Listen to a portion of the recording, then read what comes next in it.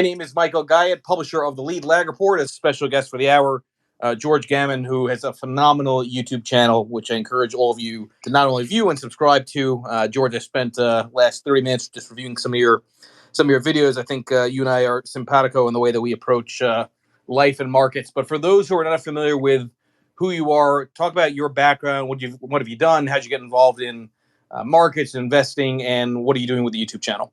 Well, I've never taken an economics class or a finance class or a business class in my life. We can start there. That means you're way ahead of everybody in this industry, by the way. And then I retired as an entrepreneur in 2012. And I had just enough to not have to go back to work if I could get about a 5 or 6% return. So I didn't want to delegate that to someone else. But I knew nothing. I didn't know what the Fed was. I didn't really know what the bond market was. I barely even knew what interest rates were. I was really good at making money, but that's a completely different skill set from investing or understanding macroeconomics. So I stumbled across Milton Friedman, Free to Choose, on YouTube, oddly enough. I was at just before a dinner date in Singapore at the Marina Bay Sands. And that really took me down the rabbit hole. From there, I went to Thomas Sowell, and I started studying investors like Jim Rogers and Jim Grant and Rick Rule and Doug Casey and Peter Schiff and Jim Rickards and Stan Druckenmiller and Buffett and Soros and all the guys, reading the Market Wizards books and whatnot. And so that kind of helped me understand investing. So I got to real estate because I wanted to buy things when they were cheap and sell when they're expensive. So in 2012. I kind of looked around me and said, okay, real estate's cheap. I want to be like Jim Rogers. So I'll just buy real estate. And, but the macroeconomics was what I was really passionate about. I quite frankly became obsessed with it. And then in 2019, and I had continued to invest in real estate, but really diving into macro as kind of like a hobby. And then in 2015, I started investing in Colombia, Medellin, Colombia, in real estate, but it was really a macro play because I was trying to go long oil and I didn't know anything about oil. So I went long peso denominated assets and something I knew a little bit about. That was real estate.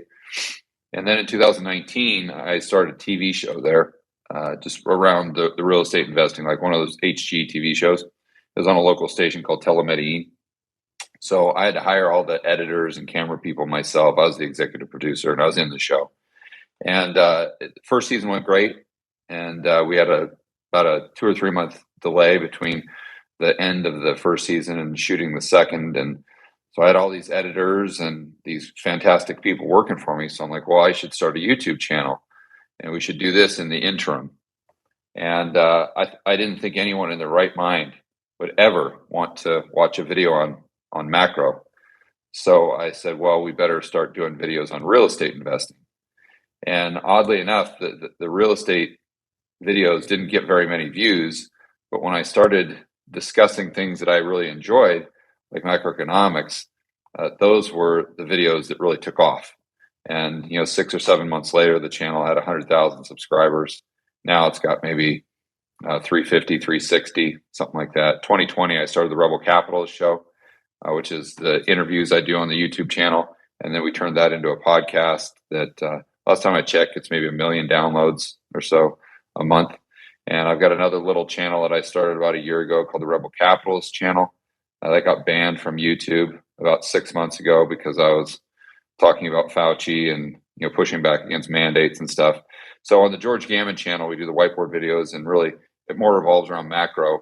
And then the Rebel Capitalist channel, we discuss those topics, but then also include things that I'm very passionate about, like freedom and liberty and free market capitalism. All right, so there's a lot of directions I want to go based on that. So first of all, I really do believe this. The only thing that's harder than getting Twitter followers is getting YouTube subscribers, and I'm seeing that myself. Right, I just started taking. It's when I started taking YouTube more seriously, and now I'm releasing these spaces as edited videos on YouTube. Really, once I started seeing that Musk was serious about taking over Twitter, not because I'm worried about Musk, but it made me realize I've got too much of my social media eggs in the Twitter basket. Right, so I wanted to diversify kind of the avenue. Maybe just for not just for the audience, but for me, I'm curious, what is it? Was there a moment in the YouTube subscriber growth that it really started going like a hockey stick? Was there some kind of video that went viral? Was Yeah. it was an algorithm that suddenly started favoring what you're putting out? How did that play out? Yeah, it was one day. I remember it like I'll remember it for the rest of my life. It was crazy. So I just the type of person I am.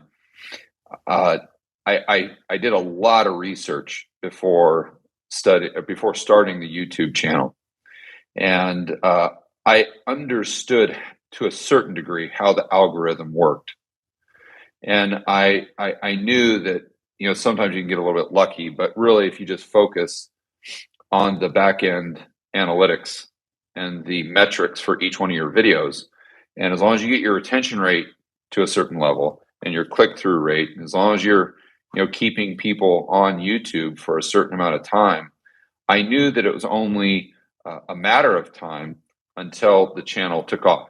So that's one thing I really liked about YouTube was I felt as though to a certain degree it was completely within my control. You're kind of the master of your own destiny. If you're producing content that keep people engaged, the algorithm is going to push your videos out to more and more people. And the more people it pushes your videos out to, as long as that engagement stays high, and I'm not talking about the likes or the subscribe, too many YouTubers get caught up in that. I'm talking about just really the retention rate. If you've got a 10-minute video, what as far as a percentage, how long are people watching it on average, and where are they falling off? How does it look in the first 30 seconds of the video? And if you can, get a 15, 20-minute video that people on average are watching, or 50% of the people on average are watching to the end, or even bump that up like 60%, and you've got a very good click-through rate, and then from that video they watch even more videos on your channel, which increases the overall watch time on YouTube, it's a foregone conclusion. Your channel is going to blow up. And I knew this. So it was a lot easier for me at the very beginning when you're doing all this work and all this editing. I was spending probably $5,000 a month on editing and whatnot. And the videos were only getting like 10 or 20 views. And 15 of those views were my mom and my sister. So right, and clicking refresh with different IPs. Yeah, right. So, but I knew, because I studied the algorithm, I studied YouTube, and a lot of these guys and gals out there that are YouTube professionals, that I just focus on those metrics. Forget the subscribers, forget the views, forget all that stuff, because the only people that are going to watch your videos other than your family members are people that are just going to go in the comments and make fun of how bad you suck, which is exactly what happened to me. So you got to ignore all that stuff, and you just keep throwing things up against a wall to see what sticks as far as the editing, and you can tell that with those back end analytics. What's working, what's not working, and you just do more and more of what's working. And so I was hyper focused on doing that, and we got to where the videos, they're getting really good retention rates, but still, the whole entire channel was getting maybe, I don't know, 200 views a day, something like that. Like the aggregate total of all the videos on the channel. And I remember it gradually crept up during this week. And this is probably, I could pull up my back end analytics and show you, but it was probably maybe 3 or 4 months after the channel started. And it gradually crept up to like 300 a day, and I'd get one up to 400, but then it dropped down to 200. I remember on a Friday, I uploaded a video, and I don't know what I was doing, but for some reason, I was looking at the back end, like the admin portal, and the views just went ballistic. It was absolutely insane. Because it shows you the views that you're getting every 48 hours in real time. And it went from like 400, and then it bumps up to like 1,000, 2,000, 3,000. And this is happening within the span of like 15 minutes. You must have been thinking it was a hack or something. Exactly. Right. That's exactly what I was going to say. I thought that like a click farm in India actually accidentally got my account confused with someone that paid them like $1,000 to get a bunch of clicks or something. And I'm like, oh, this must be it. But then I was noticing that the engagement didn't change. And I the subscribers just kept coming and coming, and the comments and everything. And it just blew up. And then over the weekend, I kept monitoring it, and it just kept going up and up and up and up. And then I knew that no, the algorithm actually picked up the channel and started promoting all of my videos that I'd worked so hard on over the last 3 or 4 months. And people were not only watching them, but they were watching a large percentage of them, which made the algorithm push them out to more and more people. And it just went exponential. And I remember, and I could show you this on my analytics. I went from getting about 200 to 300 views a day to about 50,000 views a day, and within the matter of 2 days.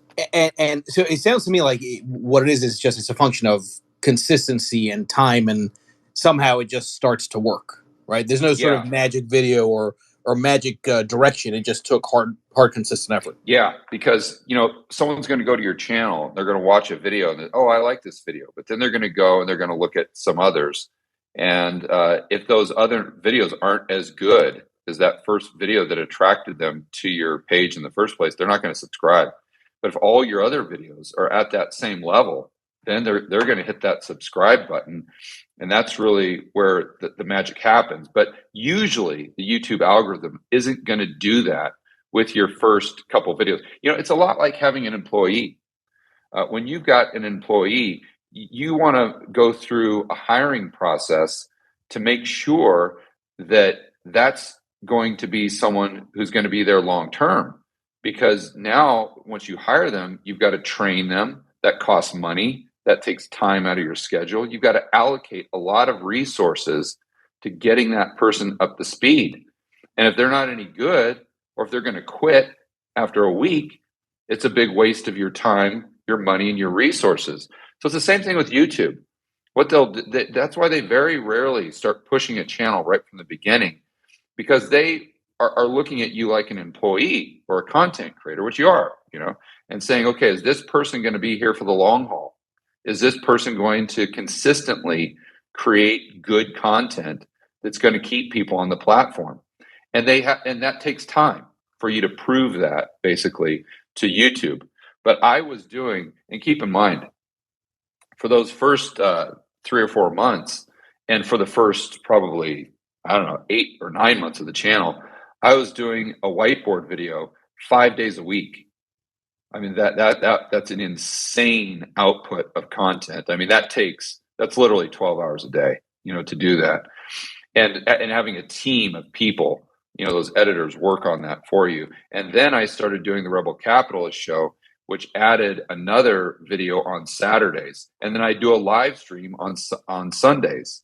So I was producing content every single day on my channel. And, that's another reason why it took off so quickly. All right, so we're going to hit on markets and the macro environment, but I want to go a little bit further on this because I think it's an interesting discussion around content. So it's all about engagement. Now, the thing is, nothing gets more engagement than things that are emotional, right? Emotions tend to cause engagement. And as much as there's a lot of criticisms around clickbait, which have salacious headlines, the harsh reality is that if you're in the content game, that actually works. That does get people to pay attention. I know this myself. I used to be one of MarketWatch.com's top writers. And if I put out an article and in the title of the article, it had the word crash or correction or bear market or whatever it would be, something that's like an emotional trigger word when it comes to loss, I'd immediately get 5 times more views, even if the underlying content was not necessarily that negative. How do you walk that line from having people click on, a title of a video that might seem extreme to then maybe playing it down a little bit in terms of the actual video itself? Because you want to get people to pay attention, but you also don't want to be too extreme in the underlying content. And you also don't want to make them feel like it was a bait and switch. Yeah, the content's got to be good. It's got to live up to the expectations of the viewer, or your click-through rate's going to be huge. but your retention rate's going to be garbage. And if your retention rate's garbage, then YouTube isn't going to put out the video because it's not keeping people on the platform. So it is true. You've got to entice people to click through the thumbnail and the title. It's not just the title. It has a lot to do with the thumbnail as well. And but you can't do something where they're going to click on the video and it's not what they expected, right? And then you got to keep people engaged throughout the video, and you've got to deliver top shelf content. And if you do that, if you have that congruency, then that's kind of the secret sauce, if you will. But once you get people to click on the video, then actually that's where the work begins, because one of the main reasons, like if people have watched my whiteboard videos, they'll notice that there's always words popping out. There's always animation. There, I'll draw a chart on my whiteboard, but then the editors will cut to the chart, the actual chart, and go back and forth and back and forth. And then even if I raise my hand, sometimes there'll be an animated arrow that will follow that hand. Or sometimes I'll say, editor, let's cut to the internet. And then I'll go and I'll read something, and then I'll cut back to the whiteboard. Or sometimes I'll say, for those of you watching at home, and then the editor will cut to a clip of people watching me on a TV. Or I'll say, whoa, time out. And then I'll review what we just did. That is all intentional. Every single thing I do is intentional. Every single cut, every single edit. None of that is haphazard. And the reason we're doing that is to keep the viewer engaged. If I were just to talk in front of a whiteboard with no edits, or just editing out the places where I screw up, my channel would probably have 1,000 subscribers, because the retention rate wouldn't be very good, because no one or very few people have the attention span to sit there and watch someone talk in front of a whiteboard for 20 minutes. That's boring, regardless of the topic. But if you have all these changes to the scene, and if you have, we call them B-roll, because you got to keep in mind, these are the same editors that I used on my TV show. So I had that whole learning experience of figuring out how to keep people engaged on an HGTV show. And then I took the same concepts and I just applied them to whiteboard videos. And when you're doing TV, reality TV, you've got to cut every 4 to 5 seconds, or else you're going to lose them. So you got to have multiple camera shots. You got to have tons of B-roll, and you always have to cut back and forth and back and forth, cut. And if any of your listeners, I'm sure all of you guys have watched reality TV show. Next time you do, watch how often they're cutting, and it's every 3 to 5 seconds. And so you can't do that in a whiteboard video, or people get dizzy. But you have to take the same concept and apply it to a whiteboard video. And you'll notice, or if I'm talking about like how there's going to be social unrest, the editors will throw up a picture of some sort of scene of social unrest, like a stock photo or something. That's because you've got to give people something new to see or to think about every 10, 15, 20 seconds, or you're going to lose them. So it is true that you can't go you got to engage people, you got to get them to click, but then you got to deliver on the promise. You have to over deliver on the expectations of the person that clicked on the video to begin with. And that's the only way you're going to get a good retention rate. And that's the only way you're going to get more subscribers and grow your channel. I love this because it's you're hitting on sort of the great frustration that I have with society overall, which is that attention spans are very short. So you've got to keep on throwing new stimulus, right? And I don't mean dollars, right? You need to throw something visual, and in many ways, everyone does that. It's like, why are Vine videos 6 seconds? Well, because the attention span is very short, right? So that's where a lot of the magic comes in. I just think it's fascinating to think through, because I always rant about short-termism when it comes to investing in markets, which we'll talk about. But short-termism is beyond just investing in markets. It's in literally every single aspect of our lives. And if you're not, as a content creator, catering to that, you're going to lose them. Yeah. Although I would say just, I think the prudent way to invest is pretty much the opposite of doing a YouTube video. No. You're right. Absolutely. You want to just set it for, you want to buy it when it's, you don't want to have all these bells and whistles and flashy things. But yeah, I get what you're saying for sure. Okay, so let's pivot to that for a bit. So you mentioned you didn't sort of grow up with the sort of traditional curriculum of investing or finance, and you went to the sort of leaders in the field, the legendary traders and investors. Market Wizards was one of my favorite series of books, and you mentioned Stanley Druckenmiller. So my just a little bit of background. My father had worked with Bob Farrell in the late '80s of Merrill Lynch and started a hedge fund in 2000, and Druckenmiller was one of his clients. And I remember my father saying that one of the things that's fantastic about Druckenmiller is that he recognizes that performance can be lumpy. Yeah. Right. Yeah. And so I want you to, from your studies in looking at some of these really great traders and investors, is there some common trait or something that really stuck out to you that made those traders, those investors as good as they were or are? I want to know if there's a common thread from your studies in terms of what makes somebody a good investor. You got him an edge.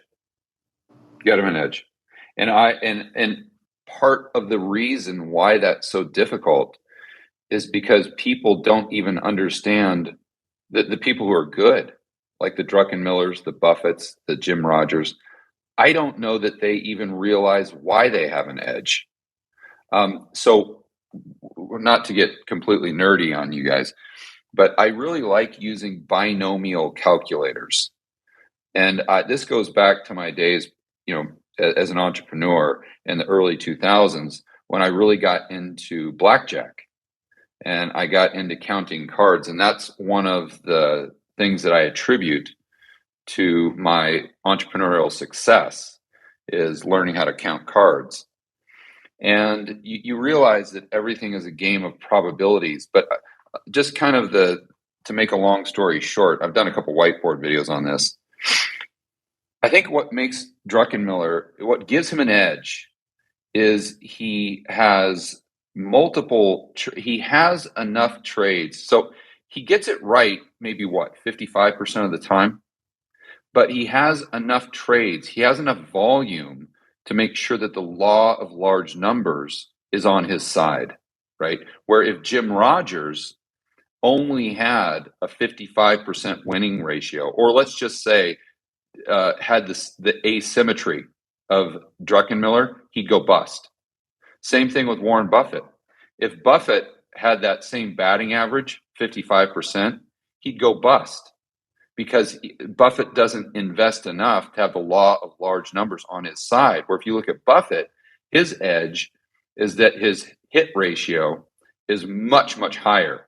If he takes a bet on like a business, and I don't know what he does on the side of derivatives and everything, but let's just look at his business portfolio. That's going to work out, let's say 85% of the time. Well, if it works out 85% of the time, you don't have to invest. You don't have to place as many bets as you would if you only had 55%. Now, Jimmy Rogers, he might be investing fewer times, so he doesn't place as many bets, but he gets away with it because his asymmetry is so extreme. You see, he's not going in there and taking 100 or 200 bets a year like Druckenmiller. He's not even doing maybe as many as Warren Buffett, or maybe about the same. But what happens is Jim Rogers, he's taking these bets where he's buying North Korea, or he's buying Turkey, or Venezuela, or Zimbabwe, or something like that. So if he wins, it's 1,000 bagger. So you can set up your portfolio and only place like 5 or 6 bets, and your hit rate doesn't have to be that high, not even as high as Druckenmiller, but your asymmetry has to be there.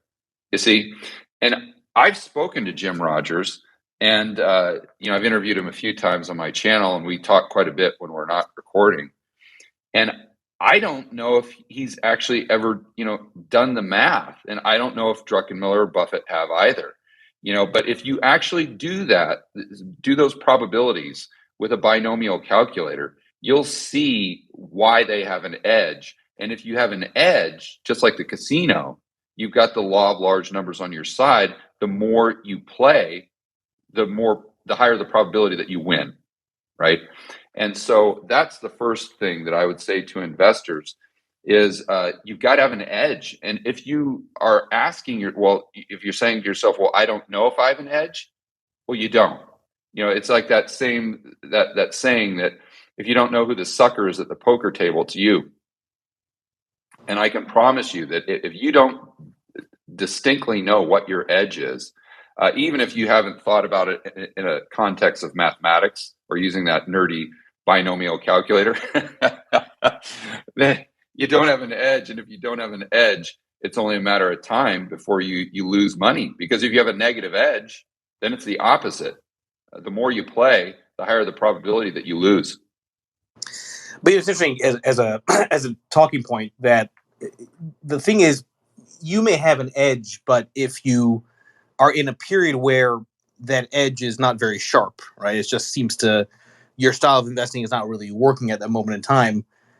Even though the edge may work on average, most people tend to abandon it the moment it stops working. And I've had that conversation with a number of other traders. They say, well, I follow these signals and it helps me get ahead of markets. And then I throw out signals that aren't working and I find signals that are working. Well, but if it isn't working in the small sample, that doesn't mean that it's not going to work going forward. Right. So I want you to talk through that because I think it's challenging. I agree with you, right? Everyone needs to have an edge, but it's a question of how do you actually know if what's happening in your trading style is an edge that's longer term? How do you know if it's more randomness and luck? Talk through that a bit because I think that's a much more nuanced way of thinking about how to actually get ahead when it comes to investing. Yeah, well, I can't speak to trading because that's not what I do at all. Right, or investing in general, right? Same, right. Yeah, I mean, investing in general, what I do is I just try to figure out what is knowable. And I think what most people do, at least, the investors that I talk to on my channel and when I'm face to face at speaking at conferences and whatnot. And I don't know if this answers your question, but we can circle back if it doesn't. The biggest mistake that people make in my mind is they try to figure out which direction the price is going to go. And so, constantly on my YouTube channel, on live streams, I have people say, well, in 6 months, do you think real estate prices are going to be higher or lower? Always I get that. Or, XYZ stock, or gold or uranium or coal or whatever. Are prices going higher or lower? I don't know. In fact, nobody knows. That's unknowable because there's just too many variables. The only thing that I can know is if it's cheap or if it's expensive. That's it. That's the only thing that's knowable. And that's why I really like commodities, because to know if oil is cheap or expensive, all I have to do is look at a long-term chart adjusted for inflation. And I can tell you that once it gets under 30, it's cheap. Once it gets over 80, 85, it's expensive. So, just when it gets under 30, buy it. And when it gets over 80 or 85, sell it. And I think that in and of itself is so difficult to do that I don't know what the mathematical binomial calculator edge would say. But I think that in and of itself is an edge if you're able to do that, because it's so difficult for people to do. It seems so easy. But I say this on my channel till I'm blue in the face, and it just doesn't resonate. It just doesn't resonate with people. And another thing that I try to do, and I try to communicate to people that I think would give them an edge, is a lot of people like to talk about, well, this is going to happen. Let's say the company has no earnings or very low earnings right now, but they say, oh, well, in the future, it's going to be this, this, this, and this. And oh my gosh, it's going to blow up and they're going to take market share and they've got this awesome technology and blah, blah, blah, blah, blah. And that's fine for some people. Some people can play that game, but I can't. So I much prefer. So what I call that is when you're buying $1 for $3 and hoping it goes to $5. What I much prefer to do is just buy $1 for 50 cents. And so that goes back to, that example of oil that I gave you, isn't it? You're just, it's historically, it's going to go, 50, 60, let's say. So if you're buying it at 25, you just hold it. And if you don't have a time constraint, the probability is very high that you're going to make money on that. Now, how much? I don't know. How long is it going to take? I don't know that either. But you just keep doing that over and over and over again. And the odds are that you're going to come out ahead. That said, I'm not the type of investor. My main priority isn't making money. And this is probably atypical. So my main priority is just maintaining my purchasing power. Now, I'm trying to make money, but that's not my number one priority. My number one priority is don't lose money. Or even said a better way, is to maintain my purchasing power. So that's why I like to do these things. And that's why I gravitate towards this type of strategy. And then what I do with my portfolio is I always say that I set it up in a 10-80-10. So 10% would be allocated to insurance, which I just consider physical gold. And then the 80% would be allocated to investments. Now, I just define that as something that pays me to own it. So a dividend paying stock, maybe positive cash flowing real estate. And then that's going to really be my buffer there against my cash position, which obviously now is losing purchasing power to inflation. You got a negative carry on your cash position on your dry powder.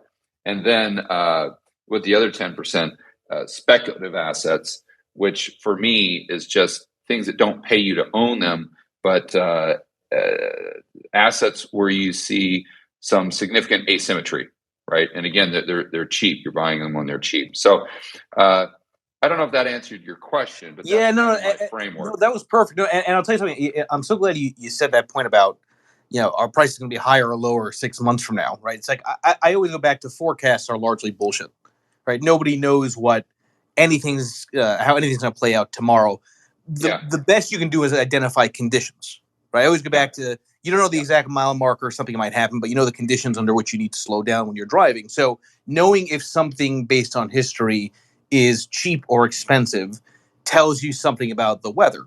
Whether or not it actually results in an event or not is irrelevant, right? But you can at least speed up or slow down as a result of that. And it's just unfortunate that people tend to not think in terms of that construct. Instead, they want the call. They want to know, is it going to be higher? Is it going to be lower? Yeah, because they want to pick the top and the bottom all the time. I mean, let me give you a great example. In 2012, I can give you a couple great examples, actually. In 2012, I thought real estate was going to continue to go down, but I bought it anyway because it was cheap, right? The cash flow was cheap. And then I started selling all of my real estate in the United States in 2018. And I just sold the last property maybe 2 months ago or something like that. Now, if you had to put a gun to my head and say, hey, what are real estate prices going to do over the next 3 or 4 months, especially with the homes I bought, because I bought these little starter homes, right? Probably the price is going to go up in nominal terms, but I don't care because that's not why I'm selling, because I think the price is going to go down. I'm selling because it's expensive. And, I have a very good friend of mine who I think really represents the average Joe and Jane well, and kind of their struggles to get over this kind of mental roadblock. And we were having dinner the other night, and he sold his house back in, I don't know, 2018. I mean, same thing. He bought it. Now, he wasn't investing. He just happened to buy it just because it was just timing. This was his house where he lived and everything. So he bought it maybe 2012, 2013. And then he sold in like maybe 2018, 2019. And he did very, very well. And I told him, when he sold, I said, congratulations, that you just made a perfect trade. That's great.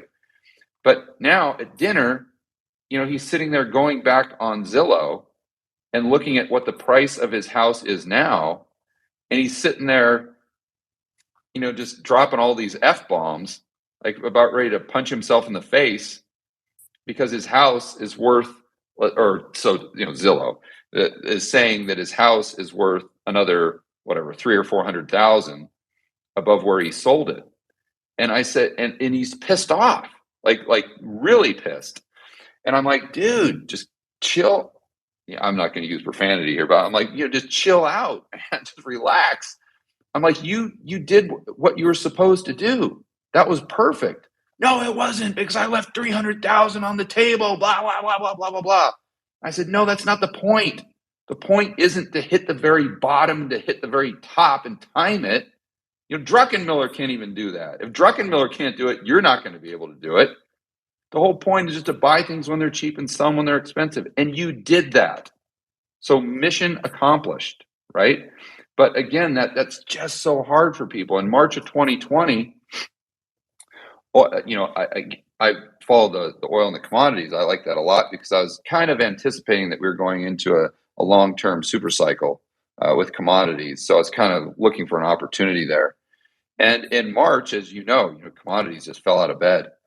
And I remember oil got below, it was like 20-ish, something like that, maybe 18. And I thought that it was going probably to 10 or maybe even sub 10. And but I bought anyway. I bought when it was probably 20, 18, something like that. And I kept buying, as much as I thought was prudent based on the rest of my portfolio. So I thought prices were going lower, but I bought anyway because they're cheap. And my parameters for buying isn't based on where I think the price is going.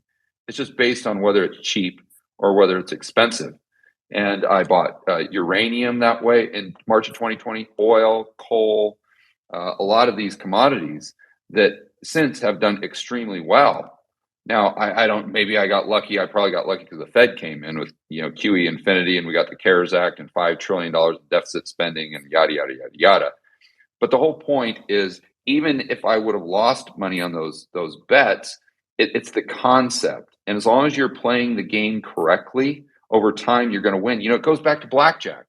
And I use this as an example all the time. If you're sitting at a blackjack table, and let's say you're there with your buddy, and he doesn't really know the game, and he's having a bunch of beers or a few shots of tequila or something like that. So he's all lit up, and he's feeling lucky. And let's say that he gets a 19, and he's like, you know what? I'm feeling lucky. I'm going to go for it. I think the dealer's showing or the dealer's going to pull a 2. And you're like, whoa, no. You don't want to do that. You want to stay on a 19. Oh, screw you, George. You're too conservative. You don't know what you're talking about. I'm feeling lucky. So he hits. And let's say he gets that 2. And he gets 21. And then he turns around at you and says, see, if I would have listened to you, I wouldn't have made all this money from getting a blackjack. And then you ask the question, did he do the right thing or the wrong thing? Now, a lot of people would say he did the right thing because he won. I would say that he did the wrong thing, because if he continues to do that over time, he has a negative edge and he's going to go bust. And that pretty much summarizes my framework for investing. Yeah, no, I love the way you frame that, because, I always go back to, we live in the small sample, and people will judge a decision based on the outcome of the single roll of the die, when in reality you have to do over multiple roll of the die, right? Exactly. And investing is no different from that perspective. I mean, so like in my case, I'm an entrepreneur, follow these signals that I've documented, historically tend to get ahead of major risk-off periods, not every time, but on average. And I'll always have people saying, your signal is broken. Look, it didn't get this most recent trade right. Well, no shit. It can't get every single thing right, because if it does, it's not a real strategy. You have to have periods where in the small sample, it's not working. And to your point, you have to judge not based on the outcome. You have to judge based on the process, right? To have multiple outcomes. Now, before we talk a little bit more about markets now, just everybody in the space, please make sure you follow George Gammon. Check out his YouTube channel as well. As you can tell, very kind to spend some time with us here to talk about not only his own growth, his process, but I think, he's a fantastic communicator, and the world needs more people like him, as opposed to these kind of faux gurus that you see on Twitter all the time. And I always say that line, George. I always say, there are no gurus, there are only cycles. right? I mean, Right. it's plain and simple, plain and simple, right? Okay, so Yeah, so don't let confuse brains for a bull market. yeah, right, right, and leverage is, as we know from the Big Short line, right? Leverage is a way to make everybody look smart when they're probably not in a bull market. So, okay, let's talk about you use that point. The main priority is maintaining purchasing power. Well, and you kind of alluded to it. The problem is that's really fucking hard now, right? Yeah. Because and where I'm going with that is this idea that diversification is supposed to be the free lunch. Well, it turns out diversification is wildly expensive this year, in the sense that your traditional diversifiers during periods of high volatility, most notably treasuries, are not acting risk off. You tend to Gold has kind of behaved risk off ish, but not to the extent that you would think, given the kind of insanity that we're seeing. And you've coined the term economic insanity. I think that's now turning into market investment insanity. Yes, we're living in a small sample. Yes, this is an anomalous period, but anomalies can arguably last for a couple of years. How do you think about maintaining purchasing power when it seems like everything is wildly risky? It goes back to having 80% of your portfolio pay you to own it. So if you've got that cash flow coming in constantly, even if you take a hit on the, whatever the price is, the going price of your assets, it never puts you in a position where you have to sell. Another story that I learned the hard way with real estate investing. It's the only property I've ever lost money on. It's the only deal I've ever lost money. And I bought a piece of land. And I bought a piece of land on the coast of Ecuador, and I was going to develop it, but I decided not to. And then what ended up happening, it was extremely illiquid. And I'm like, man, I got all this money tied up in it. I just want to sell it. And, so what ends up happening is you put yourself into a position where you are what we call in the real estate business, a motivated seller. You never want to be a motivated seller ever. And so I'm a motivated seller. So what ends up happening, because there's so few buyers down there, although the price didn't fluctuate much, you end up taking any offer you can get. And I end up losing a ton of money because I had to sell, basically. And so I learned that I never want to be in that position ever. And if I've got a stock that's paying me to own it, or if I've got a rental property that's paying me to own it, and I've got great positive cash flow, and let's say you're shorting the dollar because you got 30-year fixed rate debt on it, then I'm never in a position where I have to sell. I can choose when I want to sell. And I think that puts you in a massive position of strength. And that's one of the reasons why I think having all that cash flow coming in really hedges your downside, as well as gives you something that kind of counterbalance the negative carry that you've got in your cash position, which is kind of one of the strategies I'm employing right now, because we got the inversion of the yield curve. We've got negative, 1.5% GDP growth.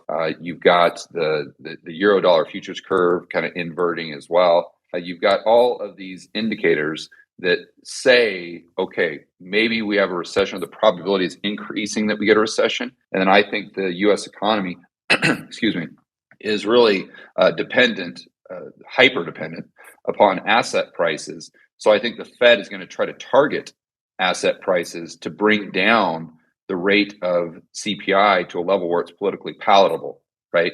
And they know that they can't do that through raising rates, so they just got to talk down the market. And I think that's why Powell comes out and he always talks like Paul Volcker, but he acts like Ben Bernanke. He's sitting there talking like Paul Volcker, and rates are at 75 basis points. Why? That's because he knows that he can't take rates to 3, 4, 5%. He can't normalize rates because he's going to implode the entire house of cards. So my point there is his only strategy really to bring down the rate of inflation is to try to talk down the stock market. And hopefully that decreases aggregate demand to a point where we see CPI start trending lower from a political standpoint, to where Biden can take a deep breath. And I think that's kind of what's going on. So again, that's another reason why I'm not all in cash by any stretch. But I as far as a percentage of my portfolio, I have more cash now than I normally would. Like the houses that I've been selling, I haven't reinvested that capital. I just keep it because some dry powder. I'm just waiting for another opportunity. But my point was, because I've got all the cash coming in from the majority of the portfolio, it kind of subsidizes the loss that I'm taking on that cash position. Also, another thing, I think I've got a big edge because I come from the standpoint of an entrepreneur. I come at investing from an entrepreneurial mindset, right? And before I retired, I was considering buying a McDonald's or a couple McDonald's franchises. And I always use the example, if you buy a McDonald's, let's say for $1 million, and it's thrown off 150 grand a year, and let's say you buy when and you take on some debt or whatever, and you buy at rates are whatever 3-4%, and let's say after the first year or two, you do what you need to do, you increase, tighten things up a little bit, you decrease costs, you increase the gross. So now it's throwing off 150, maybe 175 a year. It's doing everything you wanted it to do. But after 2 years, your broker comes back to you and says, "Oh, George, I have got some bad news." "Oh, really? What's wrong?" "Well, interest rates have gone up to like 4 or 5, 6%. And if you were to sell your McDonald's today, you'd only get 800,000 for it." You'd look at the guy and say, "What do I care? Who cares what I could sell my McDonald's for? I'm getting paid. It's throwing off 175 grand a year. And when I bought the thing, it was only throwing off 125 or 150. It's doing great. What are you talking about?" You see? And that's, I think if you have that mindset and if you've got that function with the majority of your portfolio, it's going to allow you to sell when the timing is right and when the price is right, and it's going to allow you to play the waiting game, right? I always say, buy when they're cheap, sell them when they're expensive. Well, if you've got all that cash flow coming in, you can wait until things get expensive and then go ahead and sell. You're always in a position of leverage. But it's funny because that goes round trip to the earlier conversation. People find it hard to stick to that cash position, to have that optionality, that dry powder, because they have a short attention span and they always want to do something, right? So they end up not being patient. They got to read Market Wizards. Listen to Jim Rogers. That's one of the first things that Jim Rogers told Jack Schweiger, is he says people, they feel like they always have to do something. He says, no. He says, you don't have to do anything. He goes, just sit in your chair and wait till a pile of money shows up in the corner. And when it does, just go pick it up. And in the interim, do nothing. He goes, to your point, that's so hard for investors to do. They always have to feel like they got to be doing something. No, you don't. Just sit and wait till a big pile of money is sitting in the corner and go pick it up. And that's the truth is that's really the edge, right? It's that right. Patience that pays, for lack of a better way of saying it. Okay, so I think you describe yourself as a libertarian. I probably lean more towards that myself. I am curious, George, which sounds like a way of, I just realized it's like Curious George, but okay. I am curious that about your thoughts on who's really to blame for inflation here. And is it a function you think of it's the Federal Reserve, it's the government, or is it the voters? And I say that because I do believe that we're at a point in society where people got so used to the idea that we can throw money at everything, and they don't push back on policymakers who then use that as the prescription, that you can argue that the reason we're in this place is because the people get the government they deserve. Yeah. I mean, I'd say it's all three. A simple thought experiment I'd use is, let's just go back to 2019. And let's assume for a moment we never would have had COVID. Would CPI be at 8.3% right now? The answer is most likely not. Yeah, no, of course, right. And so what that tells us is that the policies that the central planners, as I call them, the central bankers and the politicians, the policies employed during COVID is what brought us to where we are today. That's what destroyed the supply chain. That's what created an increase in the money supply. It's called M2 of 25%. That's why we have far more currency units chasing far fewer goods and services. That's why the trade deficit has exploded. That's why all these, that's why the global supply chains are completely. I'm not going to say destroyed. I think that might be too strong of a word. But the global supply chains have been broken, and you can't just turn a little light switch and have them come back on. I was listening to a interview the other day with this Kevin O'Leary guy on CNBC, and it was unbelievable that the announcer gal was asking him about the supply chain disruptions, and he's like, "Oh yeah, well that's no problem. I mean, that's going to get fixed. Move on." Like that was an answer. I'm like, how is this going to get fixed? And people don't understand the intricacies of these supply chains. So let me give you an example. I was talking to a good buddy of mine the other day. His name is Simon Black. He runs a website called sovereignman.com. And he actually has a lot of farms in Chile. I think he's got some blueberry farms and some walnut farms there. And I was talking to him about this topic specifically. And at the time, I was here in Phoenix and I was shopping at this Whole Foods. I said, Simon, I'm going over there and I understand the model for grocery stores. The margins are incredibly thin. So all of that shelf space is very valuable. But I go over there, and even in the fruits and vegetables area, like 10, 20% of the space is empty. I said, why is it that they can't get these blueberries? Or I think the way I phrased it was, why is it that farmers can't produce these blueberries to get to my Whole Foods right over here, right? Assuming that it had something to do with fertilizer or potash or something like that.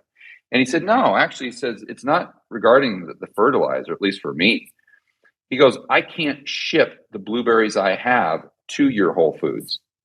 I said, okay, why is that? He goes, because I don't have cardboard.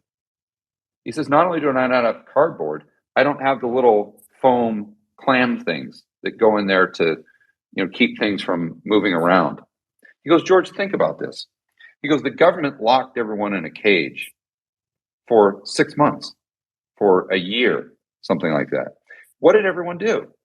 They went from buying services to buying goods. And they went from buying goods at their local retailer to buying a lot more goods on Amazon. He says, but then take it to the next step here. He goes, if you buy a keychain at the local gas station, it's sitting there in a basket of like 100 other keychains. Let's say you want to get one of those keychains that says, I love the Grand Canyon or something. He goes, but if you go on Amazon and buy that keychain, it comes in its own little box, doesn't it? He goes, you see what we've done? We've completely shifted consumer demand to where they require exponentially more cardboard and little foam clams. And we're not going back to the way things were before. So all of these supply chains have to adjust before I can send my blueberries to your Whole Foods.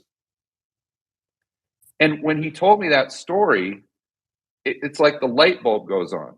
You have the epiphany moment and you realize why it is true that the cure for high prices is high prices.